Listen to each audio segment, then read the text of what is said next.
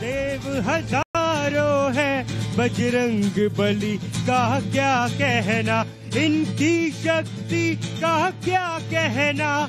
बहुत बहुत स्वागत है आपका टाइम्स नाउ भारत पर। इलेक्शन यात्रा में हम पहुंचे हैं भोपाल में। झीलों का शहर है, अपनी झीलों के लिए जाना जाता है और मेरे पीछे आप तस्वीरें देखिए। भोपाल की ये विश्व प्रसिद्ध नई मार्केट है, देश दुनिया से लोग यहाँ पर पहुंचते हैं। लेकिन मेरे सामने देखिए, इलेक्शन यात्रा का मंच सज गया है और इस वक्त हम मौजूद हैं भोपाल की जनता के बीच में। सबसे पहले एक बार जोरदार तालियां आप लोग अपने लिए बजाइए। किसकी लहर है भोपाल में? मोदी जी की लहर। किसकी लहर? मोदी जी की। क्या बीजेपी 29 सीट जीतेगी या कांग्रेस कितनी जीतेगी? 400 पार, 29 पूरी मध्य प्रदेश। 400 पार का नारा लग रहा है, क्या होगा? इस बार हम युवाओं की बहार है और झूठ बोलने वाली जो सरकार है। कौन झूठ बोल रहा है? पूरे देश को पता है कि जुमलेबाजी कर करके पूरे देश के युवाओं का। कौन झूठ बोल रहा है? जुमले नहीं चलेंगे, जनता को समझ आज को है मोदी जी जाने वाले हैं। अच्छा, कौन जाने वाला है, कौन आने वाला है भाई? मोदी जाने वाले हैं, मोदी जी बहुत। चलिए, कौन झूठ बोल रहा है, कौन सच बोल रहा है, मैं मंच पर मौजूद नेताओं से आपका परिचय करवाता हूं। मेरे साथ आप देखिए मंच पर डॉक्टर दुर्गेश केसवानी जी हैं, भारतीय जनता पार्टी के नेता और प्रवक्ता। योगेश यादव जी कांग्रेस पार्टी के नेता हैं, स्टार प्रचारक भी हैं इस चुनाव में। यश भारती है, प्रवक्ता समाजवादी पार्टी के। दिनेश गुप्ता जी वरिष्ठ पत्रकार हमारे साथ मौजूद हैं। लेकिन सबसे पहले आपको एक रिपोर्ट दिखाना जरूरी है, क्योंकि देश में अलग अलग मुद्दों पर बहस चल रही है। बीजेपी ने आरोप लगाया है कि कांग्रेस ये चाहती है कि शरिया से देश चले, संविधान से देश न चले। ईवीएम को लेकर भी आज सुप्रीम कोर्ट ने एक बड़ा फैसला सुना दिया। बीजेपी यूसीसी लेकर आ रही है, इसको लेकर एक अलग तरीके से माहौल बन रहा है। सुप्रीम कोर्ट ने ईवीएम पर एक करारा झटका विपक्ष को दिया है, जो लोग इस पर सवाल उठा रहे थे। एक रिपोर्ट देखिए, उसके बाद सवालों के सिलसिले की शुरुआत करेंगे।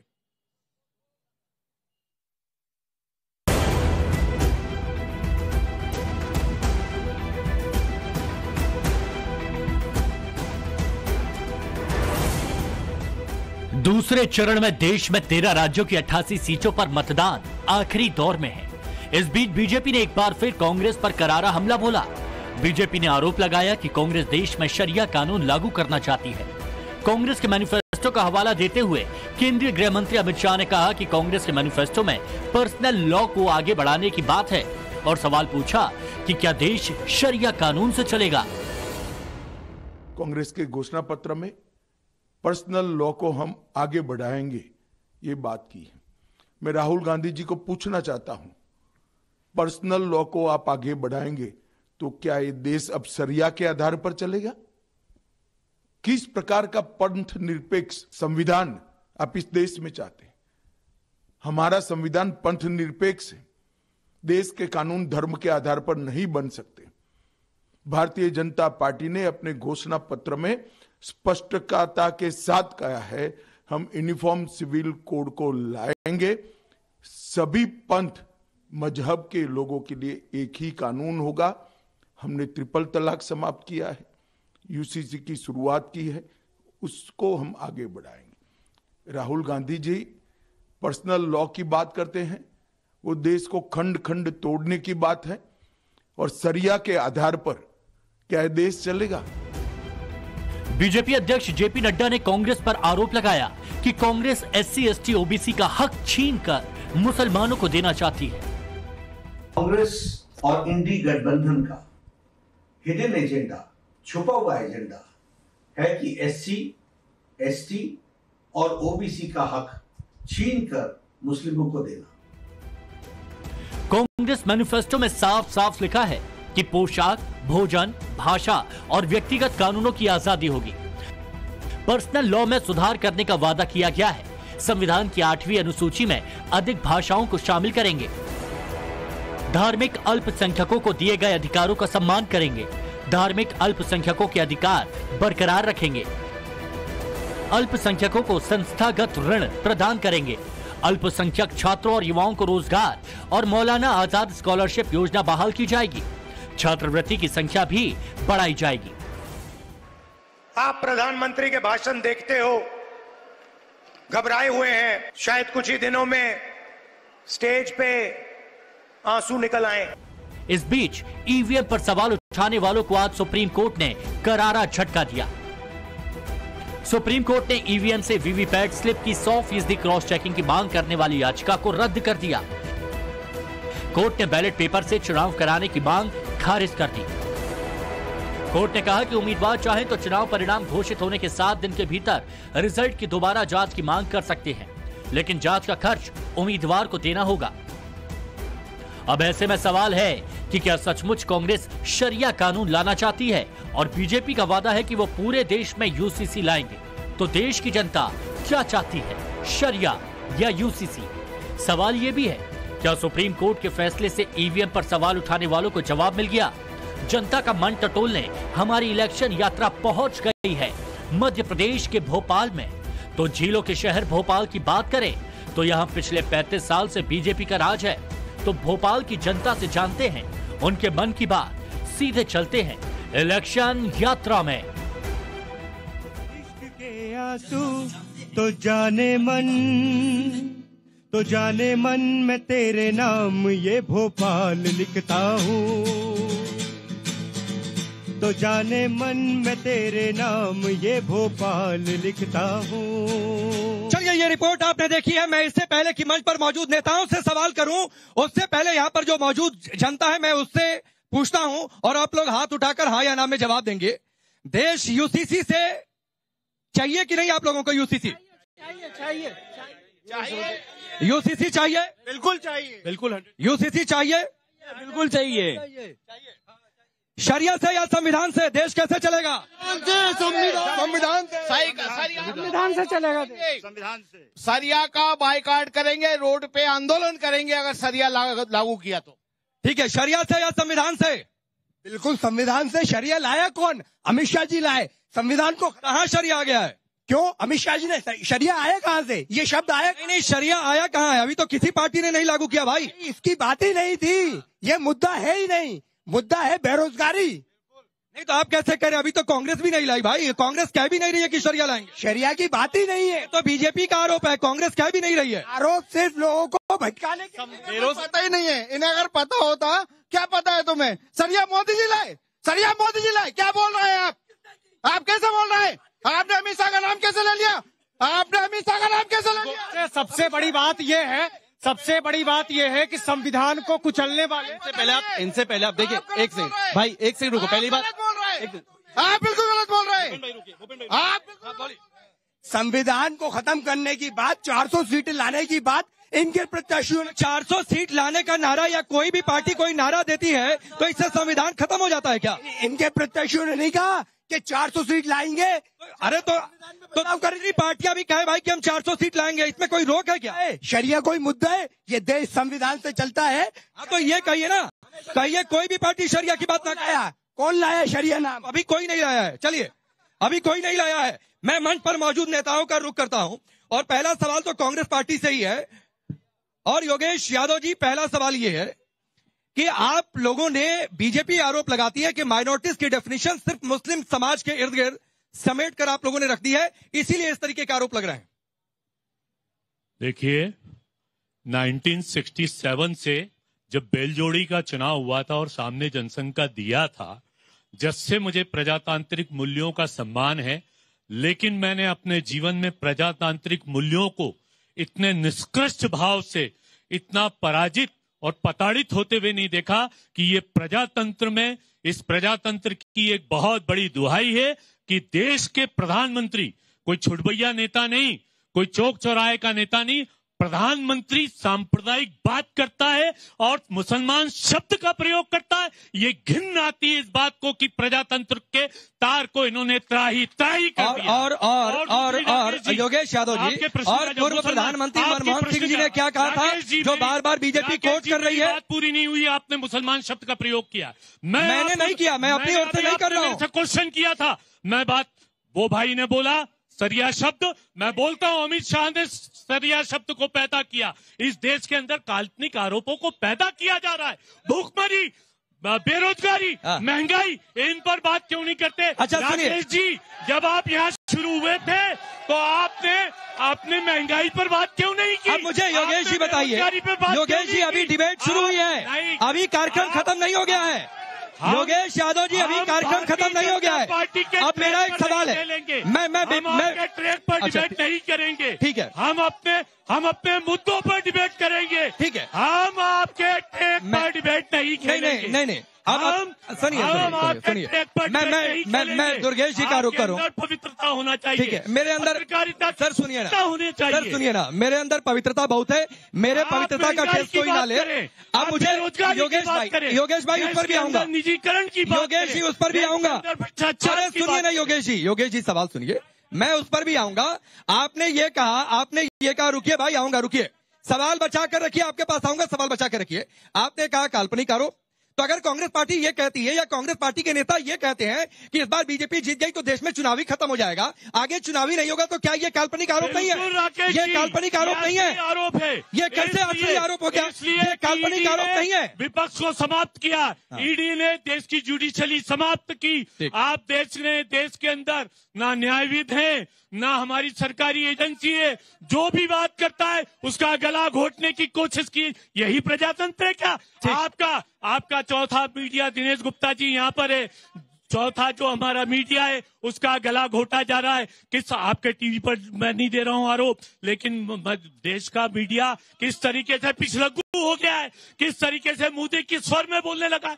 कहाँ है प्रजातंत्र? कहाँ है प्रजातंत्र? आप बताइए। ठीक है, मैं जनता से अच्छा मैं पूछता हूँ, रुकिए, आप लोग हाथ उठाकर बोलिए, प्रजातंत्र देश में है कि नहीं है? लोकतंत्र है कि नहीं है? क्या चुनाव समाप्त हो जाएगा इस देश में? क्या? ठीक है, चलिए डॉक्टर दुर्गेश जी सीधे तौर पर कांग्रेस पार्टी का आरोप है, योगेश जी का आरोप है कि अगर आप लोग आ गए तो इस देश में चुनाव समाप्त हो जाएंगे। काल्पनिक आरोप लगा रहे हैं, शरिया शब्द को आप लोग लेकर जा रहे हैं, ये लोग नहीं हिंदू मुसलमान कर रहे हैं, आप लोग कर रहे हैं। देखिए राकेश जी, हमारे जो कांग्रेस के साथी हैं वो राहुल गांधी की पार्टी के नेता हैं, मुंह की जमा खर्ची पूरी करेंगे पर यथार्थ से दूर होकर ही सब बातें करेंगे। अब आ जाइए, इनको मुसलमान शब्द पे क्यों बुरा लगा? जब मोदी जी बोलते हैं सबका साथ, सबका विकास और सबका विश्वास, अगर हमने उज्ज्वला कनेक्शन में सलमा को कनेक्शन दिया तो सीता को भी दिया, हमने मकान राम को दिया तो रहीम को भी दिया, हमने भेदभाव कहाँ किया? मुसलमान के शब्द पे इनको कैसे मिर्ची लग गई मेरे भाई को, वो दिल मिला गए, बिल मिला गए। और मुझे तो ये लगता है कि ये सिर्फ एक विशेष वर्ग की राजनीति करने वाली पार्टी है कांग्रेस। वो जो जेएनयू में सबसे पहले राहुल गांधी गए थे, जो बोलते थे कि भारत तेरे टुकड़े होंगे, इंशाअल्लाह हर घर से अफजल निकलेगा। और हमने कहा जिस घर से अफजल निकलेगा उस घर में घुसकर मारेंगे। ये हमारी वो है। अगर कोई आतंकवाद को बढ़ावा देगा उसको बख्शा नहीं जाएगा, अगर कोई आतंकवाद का पक्ष लेगा उसको नहीं छोड़ा जाएगा। कोई कितना भी बड़ा योगेश जी कुछ रिप्लाई करना चाहते हैं, एक छोटा रिप्लाई कीजिए, फिर मैं बाकी मेहमानों का रुख करता हूँ। देखिए, एक मिनट राम हमारे हृदय में आत्मसात है। अरे राम मंदिर क्यों नहीं बनने दिया? अगर राम हृदय में थे तो राम मंदिर का न्योता क्यों ठुकराया? अगर राम आपके पास थे, अगर राम आपकी बात राम की बात करते हो तो क्यों नहीं राम मंदिर में प्राण प्रतिष्ठा में गए? अरे मुंह में राम, बगल में छुरी, मुंह में राम, बगल में छुरी, ये उनका नारा है, ये कांग्रेस पार्टी है। राहुल गांधी को जवाब देना चाहिए कि क्यों सहभागी कांग्रेस ने राम मंदिर का न्योता ठुकराने का काम किया। देश की जनता जानना चाहती है क्यों राम मंदिर में नहीं गए, क्यों 70 साल से। ठीक है, मैं बाकी मेहमानों का, दुर्गेश जी और योगेश जी, मैं बाकी मेहमानों का रुख करता हूँ। सर रुकिए, बात राकेश जी, पूरी बात होना चाहिए। ठीक है, पूरी बात, अपनी बात पूरी करिए, फिर यशी का रुख करता हूँ। पहली बात मैं पूछना चाहता हूँ, क्या देश के प्रधानमंत्री को पहले इस्तीफा देना चाहिए? क्योंकि आप भारतीय जनता पार्टी के कार्यकर्ता की भाषा को बोल रहे हैं। आप तो मीडिया पर भी आरोप लगाने से बाज नहीं आ रहे हो। यहाँ पे आप मीडिया पर भी आरोप लगाने का काम कर रहे हो। जनता की आवाज सुनो, अभी बोलना चाह रही है। मोदी ये जनता की बात आ रही है, जनता वहाँ से निकल के बोलना चाह रही है। डिबेट का कार्यक्रम है, रुक जाइए। अरे रुकिए, नारेबाजी नहीं। यश भारतीय, एक और मुद्दा है, मैं इसको लेकर लोगों के बीच जाता हूं। ईवीएम पर सवाल उठाया गया, 100% वीवीपैट की मिलान हो जाए, सुप्रीम कोर्ट ने खारिज कर दिया, सुप्रीम कोर्ट ने 2 टूक कह दिया। इतना अविश्वास करेंगे तो सिस्टम नहीं चलता है। रुकिए प्लीज, नारेबाजी अभी नहीं। यश भारतीय अपनी बात रखे। यश भारती अपनी बात रखें, आपकी आवाज जारी होने, आप बोलिए, आपकी आवाज जारी है। देखिए बहुत सारी बातें हैं, बहुत चाहे भाजपा के साथी हो, मोदी जी कहें, 400 पार के नारे लगाएं, ये किसी पार्टी के समर्थक हैं, पदाधिकारी हैं, इनका दायित्व ये करें। अरे ठीक है, सुनिए मेरे, सुनिए। जब आप विचलित होते हो ना तो आरोप लगाने का काम करते हो। अब जनता पर ही आरोप लगाने लग गए। कौन से पदाधिकारी दिख रहे हैं आपको? ठीक है सर, मुझे बोलने दीजिए। यश भारती, जो आपसे सवाल पूछा गया सर, उसका जवाब दीजिए। आप लोग अभी शांत रहेंगे, मैं आऊंगा। पहले मंच पर मौजूद नेताओं की बात नहीं, मैं आऊंगा, अभी रुक जाइए। यश भारती अपनी बात, राकेश जी, जो सवाल पूछा आपसे, इनका हक है, रुक जाइए। लेकिन आपकी सवाल जब बोलने दीजिए, आपकी आवाज जा रही होने, आप बोलिए। सवाल इनसे ही पूछिए आप जाके, जब इनसे पूछेंगे कि मोदी जी का 2019 में वादा था महंगाई खत्म करेंगे, 100 रुपए का पेट्रोल तो इनको भी मिल रहा होगा। अगर हमें मिल रहा है, हमें 100 रुपए में महंगाई दिखती है, 1100 रुपए का सिलेंडर तो हमने भी लिया, हमें महंगाई दिखती है, इनको सस्ता दिखता है 1100 का सिलेंडर। जब बच्चों की फीस भरने जाते हैं निजी स्कूल में तो इनको भी महंगा स्कूल दिखता होगा। जब स्वास्थ्य व्यवस्था के लिए, बच्चों के इलाज के लिए जाते होंगे, बूढ़े माँ बाप के लिए जाते होंगे, तो महंगा इलाज इनको भी दिखता होगा। हमारी लड़ाई उसी महंगाई के खिलाफ है, उसी बात के खिलाफ है। कांग्रेस पार्टी ईवीएम लेकर के आई, यही भारतीय जनता पार्टी थी जो ईवीएम के खिलाफ बोलती थी। सुब्रमण्यम स्वामी जी भारतीय जनता पार्टी के सांसद थे, सुप्रीम कोर्ट में ईवीएम के खिलाफ गए तो वो भारतीय जनता पार्टी गई। रोड पे अगर कोई काम किया तो आप बीजेपी की बात छोड़िए ना सर, आप अपनी पार्टी की बात करिए। आप उनके प्रवक्ता थोड़े नहीं है। राकेश जी सुनिए, आप उनके प्रवक्ता थोड़े नहीं है। आज जो कोर्ट ने कहा उस पर जवाब दीजिए ना सर, क्या कहेंगे इसके बाद? सुनिए, आप ही की बात, आपने ईवीएम की बात की, मैं ईवीएम के खिलाफ अगर देश में सबसे ज्यादा अविश्वास पैदा किया तो भारतीय जनता पार्टी ने किया। आज अगर ईवीएम की बात देश कर रहा है, विपक्ष भी कर रहा है, तो भारतीय जनता पार्टी क्यों अब दूर हो गई इस बात से? अरे मैंने कोर्ट पर सवाल पूछा था, वीवीपीएट लेकर के आई भारतीय जनता पार्टी। अब वीवीपीएट का समर्थन करने में क्यों? जनता की कमाई से तो अरे तो विरोध कौन कर रहा है? विरोध कौन कर रहा है? यश भारती जी, एक आपका विश्लेषण एमपी की 29 सीटों को लेकर आप बदलाव देख रहे हैं, कांग्रेस का दावा देख रहे हैं, क्या इक्वेशन आपको दिख रहा है भारतीय जनता पार्टी और कांग्रेस के बीच इस टक्कर का? देखिए, मुख्यमंत्री मोहन यादव, मुख्यमंत्री नहीं, ये सवाल दिनेश जी से था, मैंने नाम गलत लिया। दिनेश जी से सवाल पार कर रहे हैं, एक मध्य प्रदेश में हम 29 पार कर रहे हैं, तो 29 सीटों से, अरे 29 सीट है, 29 पार क्या करेंगे? 29 सीट है, 29 पार क्या करेंगे? दिनेश जी आपका विश्लेषण, फिर मैं दिनेश जी के बाद आप लोगों के बीच आ रहा हूँ, रुक जाइए, दिनेश जी की बात को जाने दीजिए। देखिए क्या है, मध्य प्रदेश में जो है, आप जो राज्य है ये, इसमें ज्यादातर सीटें भारतीय जनता पार्टी जीतती है। मोदी जी रहे ना रहे, मोदी जी के पहले भी मध्य प्रदेश में भारतीय जनता पार्टी जीतती रही, उसके बाद उसकी सीटें बढ़ी।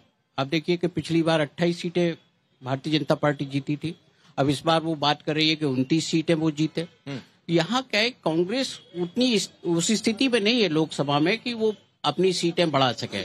2009 का एकमात्र ऐसा उदाहरण है जब कांग्रेस पार्टी 12 सीटें जीती थी। इसके पहले आप 96, 98 कभी भी जाइए आप, कांग्रेस पार्टी के पास इतनी सीटें मिलती नहीं, वो आधी सीटें भी नहीं जीत पाती है, तो बाकी सीटों के बारे में उसके पास कोई कहने के लिए कुछ रहता नहीं। उसके पास हम देखते हैं कि लीडरशिप का क्राइसिस है राज्य में, और यही कारण है कि मध्य प्रदेश में विधानसभा चुनाव हारे। लेकिन जो 40% उसका वोट है, ये इलेक्शन में दिखा विधानसभा चुनाव में, वो जो 40% वोट है वो भारतीय जनता पार्टी के लिए चिंता का विषय है। क्योंकि मध्य प्रदेश में यदि आप 40% वोट अभी भी बचा हुआ, पिछली बार भारतीय जनता पार्टी को लोकसभा में 58% वोट मिला था जी, और विधानसभा में घट के वो 48% हो गया, तो ये भारतीय जनता पार्टी के लिए चिंता का विषय है। तो चलिए, भारतीय जनता पार्टी इस पर कितना चिंतन करती है ये वक्त बताएगा। मैं गौरव का रुख करूंगा, लेकिन उससे पहले जनता कौन सवाल पूछेगा भाई? हाँ बोलिए। देखिए, मेरा सिर्फ एक ही सवाल है माननीय दुर्गेश जी से, कि इस देश की सबसे बड़ी समस्या है बेरोजगारी। युवा पढ़ाई लिखाई करके, और दिनों दिन मध्य प्रदेश की हालत बताऊं, 3 से 4 शिक्षित युवा आत्महत्या करता है। हम रोजगार की बात करते हैं तो ये हमें हिंदू मुसलमान उलझा देते हैं। ये सरकारी आंकड़ा है देश का कि 18, ये सरकारी आंकड़ा है कि हिंदू मुसलमान में उलझा देते हैं। तो लीजिए, पूरी बात सुनते नहीं है आप लोग। सुन रहा हूँ, छोटी छोटी बात रखिए भाई, भाषण थोड़े नहीं, छोटा सवाल रखिए। 18 वर्ष से लेकर 40 वर्ष की उम्र के बच्चों में एक लाइन में सवाल रखिए भाषण में। अरे भाषण, मेरा सवाल एक लाइन में रखिए ना भाई, इतने लोग हैं कैसे? तो सवाल ये है कि युवा आत्महत्या कर रहा है, उस पर न चर्चा करके हिंदू मुसलमान में क्यों उलझाते हैं? देखिए दुर्गेश, रुकिए, बेरोजगारी पर सवाल है, जवाब दीजिए। बेरोजगारी पर सवाल है। ये बेरोजगारी पर तब तक कांग्रेस सवाल करती रहेगी जब तक राहुल गांधी गांधी बेरोजगार रहेगा। जब तक राहुल गांधी को रोजगार नहीं मिलेगा तब तक ये बेरोजगारी की बात करते रहेंगे। अरे हमने तो स्टार्टअप के माध्यम से जो युवा जॉब सीकर थे आज उनको जब जॉब गिवर हो गए हैं। अरे ये कह रहे हैं कि ये राहुल गांधी की रोजगारी बेरोजगारी की बात नहीं कर रहे हैं। अरे ये उसी बेरोजगारी की बात कर रहे हैं। आज गुलाम नबी आजाद की बात सुन लीजिएगा। उन्होंने कहा था राहुल गांधी जी वो नेता हैं जो 20 साल से एक ही प्रश्न उठाते रह रहे हैं, एक ही प्रश्न पर 20 साल से चल रहे हैं। वो एक लाइन का सवाल रखिए, मैं ज्यादा लोगों के बीच जा पाऊं। नहीं सर, छोटा सवाल इनका जवाब देना चाहूंगा। पहले तो आप इनसे पूछिए कि ये क्या करते हैं खुद, क्या ये बेरोजगार हैं? क्या ये बेरोजगार है? पहली चीज क्या करा है आपने, क्या करा है? आपका क्वालिफिकेशन बताइए। क्वालिफिकेशन पूछिए। मैं यही खड़ा हूँ, क्वालिफिकेशन पूछिए क्या है, क्वालिफिकेशन बताइए। मैं इनका इंटरव्यू थोड़े नहीं लेने आया हूँ। आप सबने सवाल रखिए ना। बात कह रहे हैं, मैं आप लोगों के पास काम नहीं है, बेरोजगारी बहुत है, भोपाल बिल्कुल नहीं है, न्यू मार्केट जैसी मार्केट फेल पड़ी है। मैं आपको एक बात बता दूं, सुनिए, आपको मैं बात कर रहा हूँ अगर योजनाओं की। हम स्टार्टअप इंडिया, आप रुकिए, स्टार्टअप इंडिया की बात करते हैं। क्या 2014 के पहले, सुनिए, 2014 के पहले स्टार्टअप थे इंडिया के अंदर? 2014 के बाद 96,000 स्टार्टअप आए इंडिया में। 96,000। झूठ बोल रहे हैं। इधर से किसका सवाल? भाई साहब, कांग्रेस के पास मुद्दे नहीं है, भटकाने का काम वो कर रहे हैं। दूसरी चीज ये, सिर्फ हम भोपाल शहर की बात करें, भोपाल शहर में आप अगर सीधी बात देखें, 5 विधानसभा इधर और 1 विधानसभा उधर, उत्तर और सवाल एक लाइन में सवाल। देखो सीधी बात, विकास कहाँ है? आप देख लीजिए, पूरा भोपाल जान रहा है कि विकास कहाँ है। बाकी एक मिनट जवाब ले लीजिए, विकास कहाँ है? विकास सुन लीजिए। अगर देखिए राकेश जी, मैं एक एग्जाम्पल के साथ आपको बताना चाहता हूँ बात।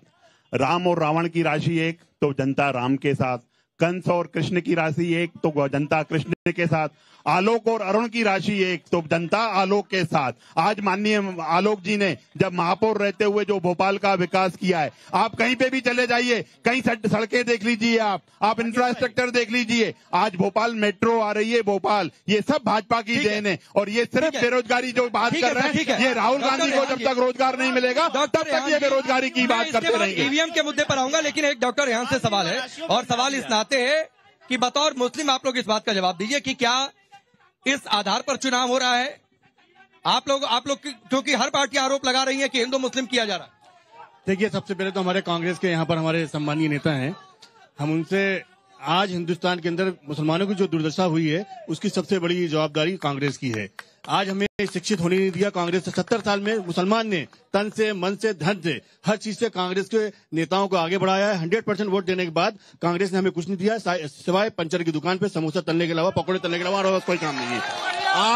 आज हम नरेंद्र मोदी जी को 10 बार सलूट करते हैं, हमारे प्रदेश सरकार को 10 बार सलूट करते हैं। आज मुसलमान IAS IPS में 51 पूरे ऑल ओवर इंडिया से पढ़ के आया है। ये नरेंद्र मोदी जी का चमत्कार है। और आज उनको स्कॉलरशिप भी लगी। और ऐसे घर से लोग आए हैं जिनके घर में 2 जून की रोटी नहीं होती थी, आज उनको स्कॉलरशिप, अल्पसंख्यक स्कॉलरशिप।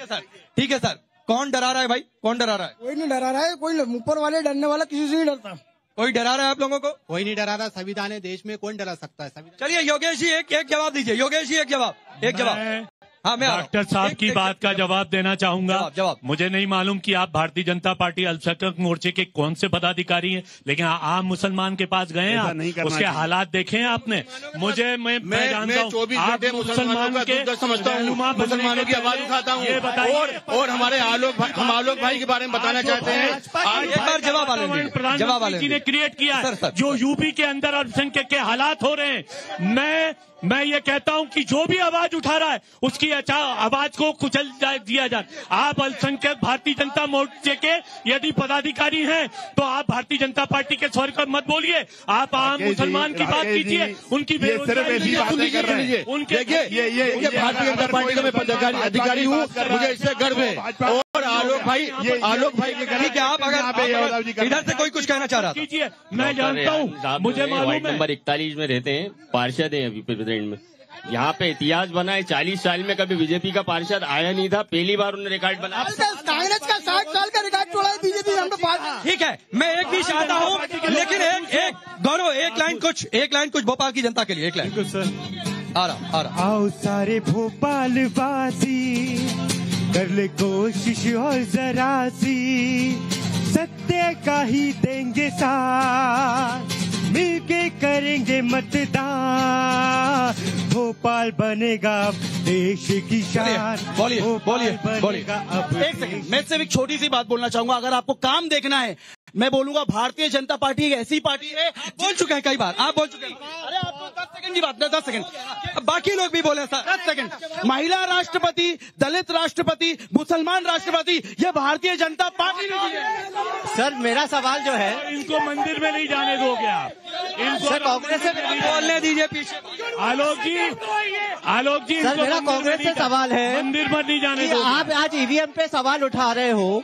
इससे पहले भी मध्य प्रदेश में चुनाव हुए ईवीएम से ही हुए और आप जीते हैं। और दूसरी बात सर, इन्होंने जो कही भाजपा एसपी के जो लोग, समझ गया योगेश जी, सवाल ये है कि जब आप लोग जीते तब ईवीएम पर सवाल नहीं, आज सुप्रीम कोर्ट ने भी आईना दिखा दिया कि इतना अविश्वास तो सिस्टम के लिए ठीक नहीं होता है।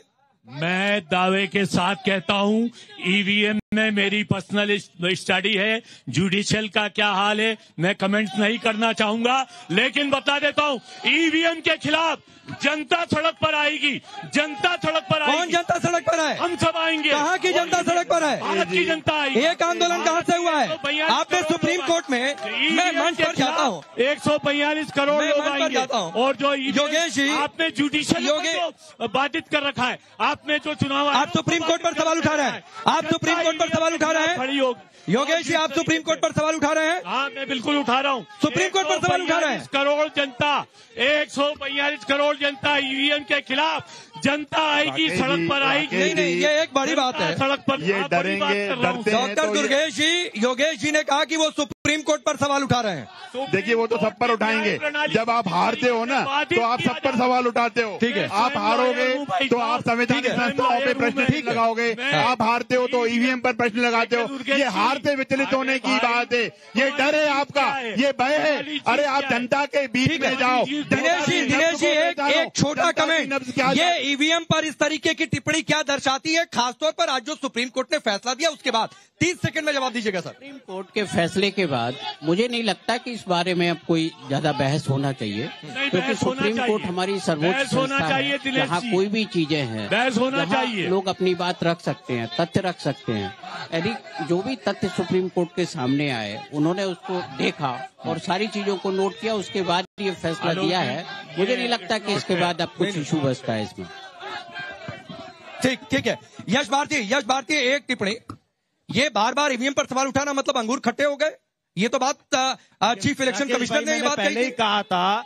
देश में सबसे पहले अगर कोर्ट में कोई गया तो भाजपा का सांसद सुब्रमण्यम स्वामी जी गए, तो सवाल तो सबसे पहले भाजपा ने उठाया, अविश्वास भाजपा ने पैदा किया, तो सवाल कौन कर रहा है? भाजपा जो करती है वो करते हैं क्या? नहीं, बात सुनिए ना। नहीं, भाजपा के नेता जो करेंगे वो आप करेंगे। बात नहीं पूरी होने देंगे आप। जब अविश्वास है तो उस अविश्वास पे हमने कहा सही होना चाहिए, आज भी हम उसी बात पे। जब अविश्वास है, दूसरी राकेश जी सवाल उठ रहा था रोजगार पे, ये कहाँ ले गए राशि पे? इनसे पूछिए भोपाल में रोजगार कार्यालय। राकेश जी इनसे ये तो पूछिए, इससे पहले ये कब दिखे थे भोपाल में? कभी जनता के बीच में जाते नहीं है, जनता की बात करते नहीं है, और आपके मंच पे आकर ये बात करते हैं। जनता समाजवादी पार्टी को और कांग्रेस पार्टी को सिरे से नकार चुकी है। जनता सिर्फ अगर साथ में है तो वो मोदी जी के साथ। योगेश जी एक रिप्लाई आपका ईवीएम पर, क्योंकि ये मसला बड़ा संवेदनशील है। की बार 400 पार जो माननीय मोदी जी का नारा है, मैं फिर आप लोगों के बीच आ रहा हूँ, लेकिन एक रिप्लाई योगेश जी। पूरा भोपाल माननीय मोदी जी की जय जयकार। ठीक है सर, ठीक है योगेश जी। राकेश जी मेरी एक अंतिम बात, पूरी बात होना चाहिए। की बात ये कहीं पर नहीं है, इनको कहीं कोई मौका नहीं चाहिए। दुर्गेश किसी उसमें नहीं है। सर आपकी बात हो गई, सुन ले 20 सेकंड फिर आपकी बात। 20 सेकंड में पूरा महापौर आलोक शर्मा जी महापौर थे, वो आज प्रत्याशी हैं। ये 350 करोड़ का बीआरटीएस तोड़ दिया है। ये 350 करोड़ रुपए का क्यों खर्चा किया था जिसे आज तोड़ दिया गया? मैं बता रहा हूँ। दूसरी बात, वो महापौर थे, होशंगाबाद रोड पे साइकिल ट्रैक बनाया, खुद ने उद्घाटन नहीं किया, वो करोड़ों रुपए का खर्चा क्यों किया गया था? यही भोपाल में विकास हो रहा है। ठीक है सर, ठीक है। इसी तरह दुर्गेश जी योगेश जी, विकास के नाम पर न्यू मार्केट के दुकानदारों की हालात पूछ लो। ये मेरी बेटियां खड़ी हुई हैं, इनसे पूछ लो कि इनको रोजगार मिल रहा है कि नहीं मिल रहा है। पूछो इनको रोजगार के लिए। देखिए रोजगार की, ये जो रोजगार की बात करेंगे, मैंने उस पर अपना जवाब दे दिया था। अब आप आ जाइए बीआरटीएस की बात पर। कितने की 100 की संख्या में एक्सीडेंट हर साल हो रहे थे उस बीआरटीएस से। और बीआरटीएस को इसीलिए बीआरटीएस को तोड़ना पड़ा। ये कांग्रेस के समय की योजना। आज अगर किसी एक आदमी की भी जान जाती है। चलिए मैं आखिरी के 2-3 मिनट बचे हैं तो एक बार फिर से जनता के बीच जाता हूँ। और क्योंकि यहाँ पर महिलाएं मौजूद है, नहीं जो बोल चुका है उसके बाद बिल्कुल भी नहीं। एक आम महिला हूँ और मैंने ये देखा है कि 10 साल से हम अपने आप को बहुत सुरक्षित महसूस कर रहे हैं। जब से मोदी सरकार आई है हम महिलाएं स्वाभिमान के साथ और विश्वास के साथ अपना जीवन जी सकते हैं। मैं मोदी जी के साथ हूँ। देखिए, मेरा इन लोगों से पूरा एक क्वेश्चन है कि आप तो अभी यहाँ अलग अलग पार्टियों से खड़े हैं, जीत के जाएंगे और कल को आप पार्टियां बदल देते हैं तो उसमें हमारे वोट और हमारी भावनाओं का क्या हुआ?